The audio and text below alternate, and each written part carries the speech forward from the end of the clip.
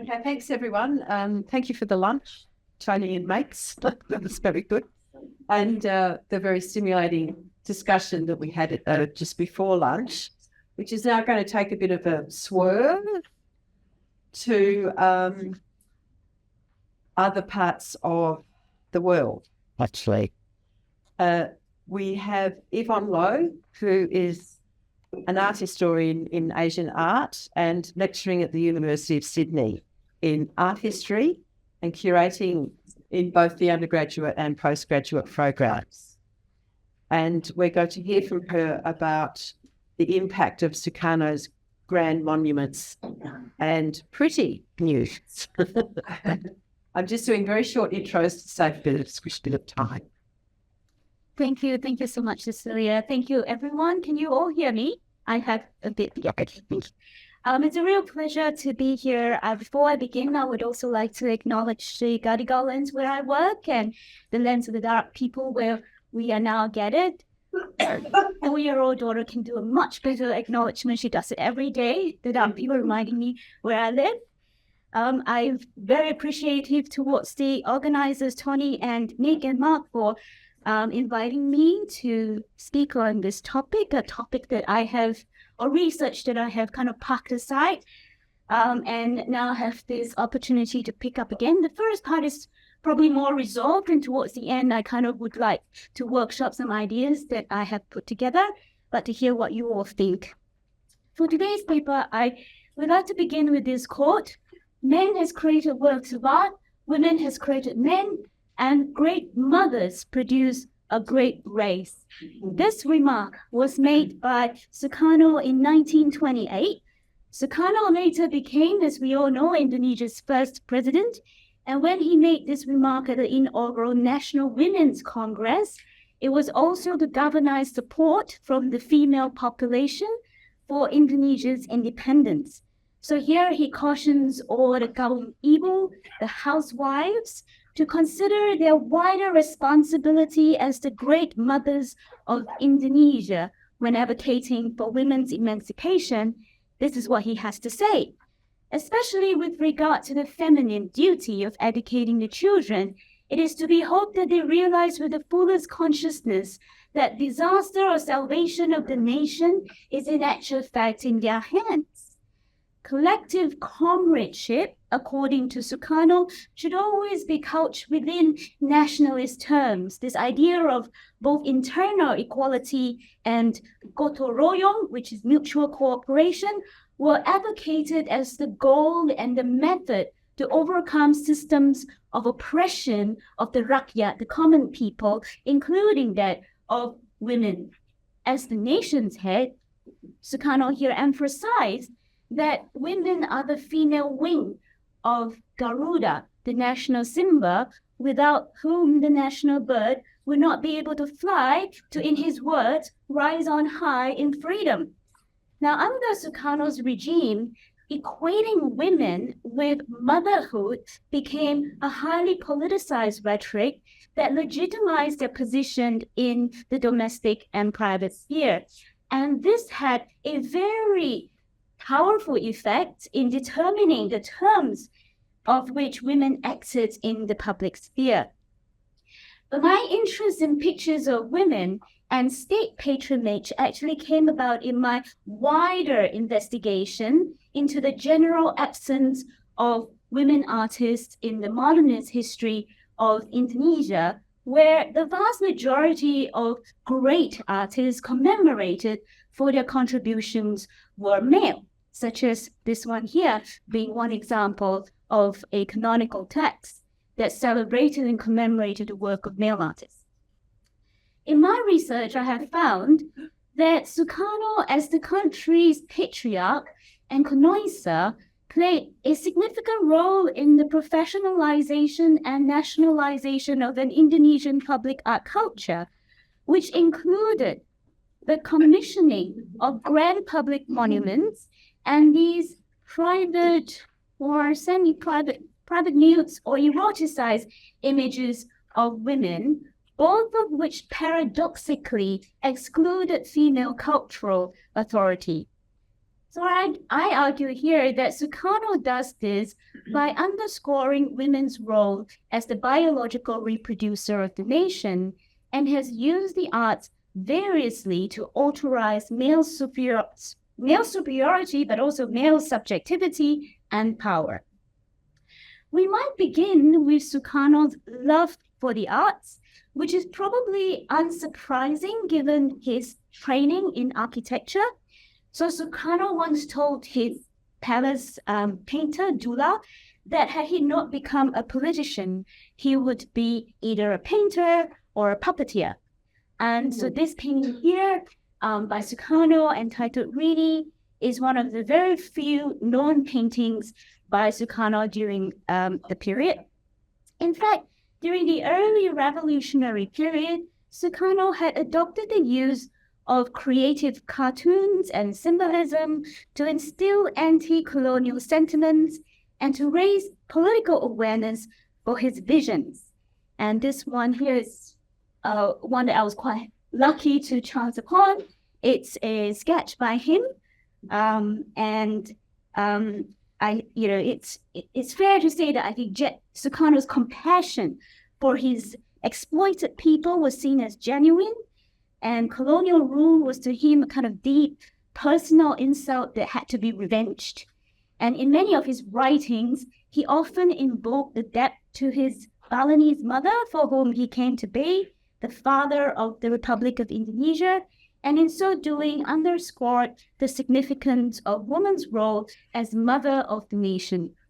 This photo here shows Fatmawati, Sukarno's third wife and Indonesia's first lady, also known affectionately as Bu Karno, Bu as the short form for mother. And here she is giving an anti-literacy class to women. And also clearly represented in the background, as you can see, is a photo of Sukarno as the late nation's leader, the nation's head. And so here again, Sukarno is kind of reminding the women that their primary duty was to become the wives and mothers of the nation's children. At least one clear strategy that Sukarno used to assert his paternalism and male superiority was the authorization of the male gaze in his presidential collection of over 2,000 artworks. And of these, about 500 have been reproduced in catalogs and so was accessible to the public for examination and analysis. And again, I'm quite fortunate to own a copy of this. And from here, we can see that we are able to make some provisional observations about Sukarno's subjective taste. First of all, as showing a kind of disproportionate number of paintings with women as the subject and object of representation rather than as representers, rather than as the artists. The women were often the subject or the object of the portrayers. And second, as showing a kind of preference for realist and expressionist styles over abstract works. Now, what goes into the collection, according to Limwa Singh, then palace artist and curator working for Sukarno, and he said was really more a measure of nationalism rather than taste alone. Sukarno was seemingly mindful of the kind of political potency of art and its ability to underscore his social and political position. For example, and you'll see here the kind of very strategic placement of landscapes and portraits of Indonesian subjects, and both are actually completed by his palace painter Basuki Abdullah, whom he loved, and whose works we'll see later in this talk. And so here you can see that he's got a press coming here, and these pictures of a free Indonesia, freedom of Indonesian subjects, or at the background, all serving to underscore his vision of a kind of new and free nation. However, Angus MacIntyre argues that Sukarno's preoccupation with idealization and embellishment was in fact a deep-seated commitment to fine surfaces. That is to say, that Sukarno's aestheticizing of politics was neither wholly tactical nor simply cultural, but derived from a confluence of aesthetically imbued ethos and artistically inclined leader. I mean, that's fine, but this did not, to me at least, explain why Sukarno could not also appreciate the beautiful art by women artists. And there were many, not many, but there was, for instance, Emilia Sunasa, who was a prominent figure at that time, very active, and not a single one of her works was in his collection. And there was this clear kind of omission of female Indonesian artists in his collection, which to me cannot be seen as solely incidental or solely a matter of taste, at least in my view. Of the 58 Indonesian artists included in the 5-volume Presidential Collection catalogs, which were published in 1964, there was only one painting by an Indonesian female artist, and it is a portrait of him, completed by his Japanese wife, Ratna Sari Dewi. And you can see it's quite an amateurish kind of work compared to Basuki Abdullah, who's much more skilled in his portrayal.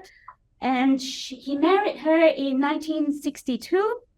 And there was some speculation that the inclusion of this work was probably a cultural diplomatic arrangement with Japanese authorities in part to finance the publishing of the books. So we've got one female artist.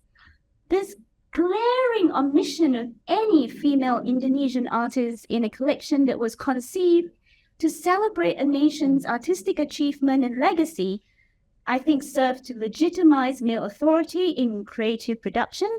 And this was clearly in line with the way that Sukarno had consistently used art to galvanize nationalist spirits and to imbue the kind of collective solidarity among the disparate Indonesian peoples, and in the high regard that he held for male artists and the work that they did, as evident here in this picture of him in a meeting with a number of prominent Indonesian painters who he invited to the presidential palace.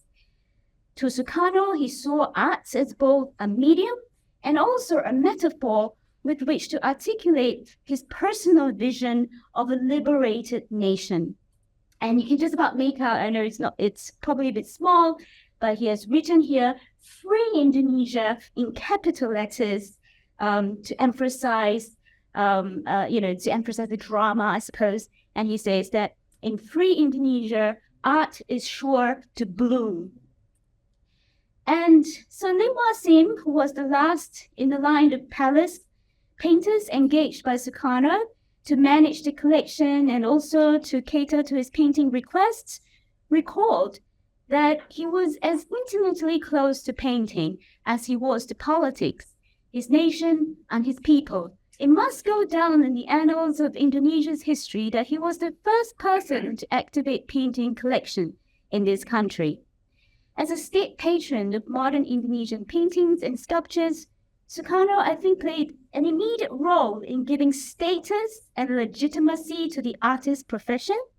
And so his active engagement of the fine arts, ability in developing public monuments and murals further gave artists a much-needed platform to demonstrate their patriotism and to partake in the public forum of cultural development. This here shows some of the sculptures that he has collected or commissioned in his time that, he would then adorn the interior and exterior of his palaces across Indonesia with. His strong relationship with nationalist painters such as Sujoyono, for example, is well known, and this painting by Sujoyono, entitled Revolutionary Comrades in Arms, is one of his favorite. It's a painting that celebrated the revolutionary spirit, made up of portraits of his contemporaries. It is also a known fact that Sukarno would visit art schools and sanghas frequently, and this is a photograph taken at a prominent sangha Seniman Indonesia Muda, with the founders Haryadi and Sugiyono with their families. And one particularly significant project was the commissioning of this really expensive and labor-intensive relief carving to be installed at the newly constructed VIP lounge of the Kamajoran International Airport. So this instillment of national pride and identity was evident from the commissioning of monuments and murals throughout the capital city, especially in preparation for the 4th Asian Games. Several monuments and murals were commissioned to make Jakarta a city that the entire nation could take pride on. So seen in this light, the part played by the colonizer is highly significant in stimulating the development of local art and culture. And in this regard, Sukarno's efforts could be seen as an attempt to reclaim the agency of collecting, which had been the prerogative of the Dutch prior to the Declaration of Independence. Based on the recollections of the palace painters Dula Limbuasim and Liman Fong, there was no mention of Sukarno commissioning a female artist to complete a painting or a sculpture, despite the fact that there are in fact non-female sculptors, such as the sister of Basuki Abdullah, whom he loves, he loves Basuki Abdullah's work. He has engaged him as a palace painter, and I think it's not too far a stretch to say that he would definitely know of Basuki Abdullah's sister, who does incredible sculptures. But no, he did not engage her to do any sculptures. Now, in contrast, Sukarno's collection, as published in his 5-volume catalogue, reviewed a disproportionate number of paintings that made the female figure both the subject and the object of representation. And in fact, the kind of impression given to visitors to the palace led one to remark that the dozens of paintings form a sort of erotic panorama mess deck, women everywhere, wherever you looked. Art historian Ashley Wright has identified 3 broad types, namely idealized pretty portraits that included those of his wife, unabashed pin-ups, and paintings of women that were rationalized as contributions toward visualizing national culture and Indonesian identity. Now, if Limbuasim's words were to be believed, that Sukarno was indeed mindful of how the published collection underscored nationalist sentiments, this public endorsement of what constituted Indonesian art and what precisely represented Indonesian subjectivity was intimately tied to the discourse of gender.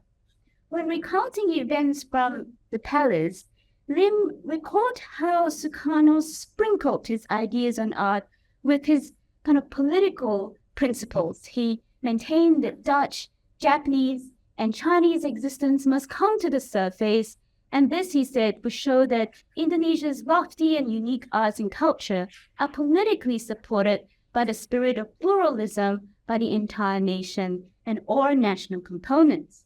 Now, to achieve this spirit of pluralism, he ensured that paintings of Indonesian scenes and subjects by foreign painters, such as Belgian artist Maya, was based in Bali for a long time. He married a Balinese woman, wife, and also Chinese emigre artists such as Liman Fong. They were all kind of well represented in his collection. And so it is really telling that he would organize the paintings in the collection by country, and further representations of the different types of women, local and foreign, served to underscore this notion of inclusiveness and pluralism. In this regard, Sukarno's use of art and artists in the creation and reproduction of nationalist ideologies was predicated on a very kind of clear gender divide. There's no ambiguity at all. Artists were male and art subjects were female. And art and the realm of creative development remain unquestionably the domain of men. This notion of women as biological reproducers of a nation positioned women resolutely within the private domain as decreed by nature. Now, this association was vividly illustrated in a number of paintings by esteemed painter Basuki Abdullah shown here, and both were in Sukarno's collection.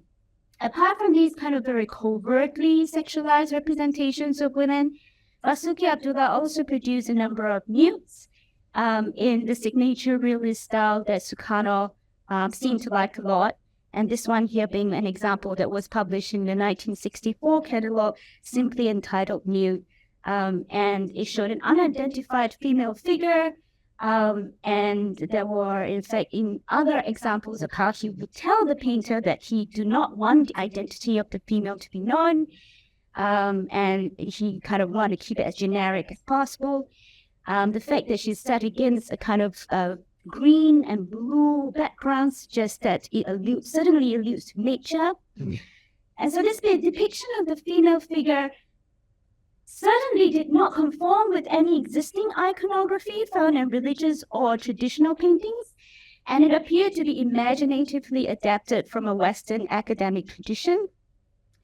The genres nude and portraiture, which had arguably formed the foundation of Western art history, brought to the fore particular ways of conceptualizing the female body and have since acquired and established iconographical meanings and significance that is specific to the Western tradition.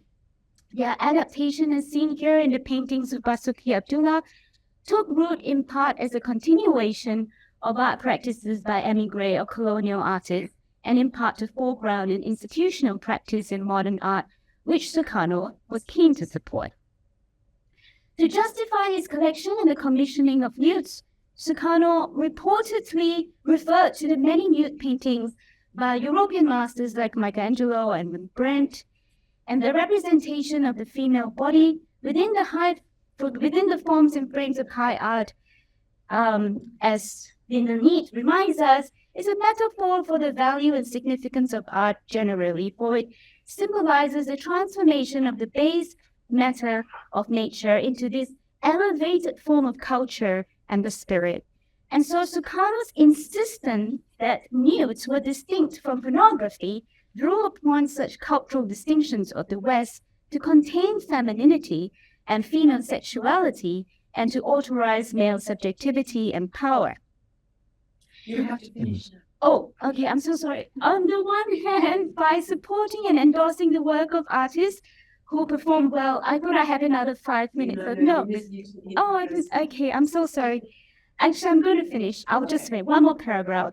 So, on the one hand, by supporting and endorsing the work of artists who perform well in this genre, Sukarno was acknowledging the local artists for joining ranks with modern European artists over the subordinated figure of women. On the other, he was reinforcing the political rhetoric that women were biological reproducers of the nation by drawing attention to their femininity, sexuality, and epistemic identity in the construction of an Indonesian identity. So to Sukarno, it was women's feminine duty to educate the sons of the nation, a political state that would guarantee them and their children as the sovereign citizens of a new republic, protection from the oppressive systems of colonialism and feudalism. I recognize that I need to move on, but this is the last bit that is actually the messy workshop bit that I'm hopeful to get some feedback from everybody. But I'm not sure how we're going to do that. You have to move on. I have to move on, which is to conclude is that I would like to see these images in a more slightly positive light beyond just imagery of objectification.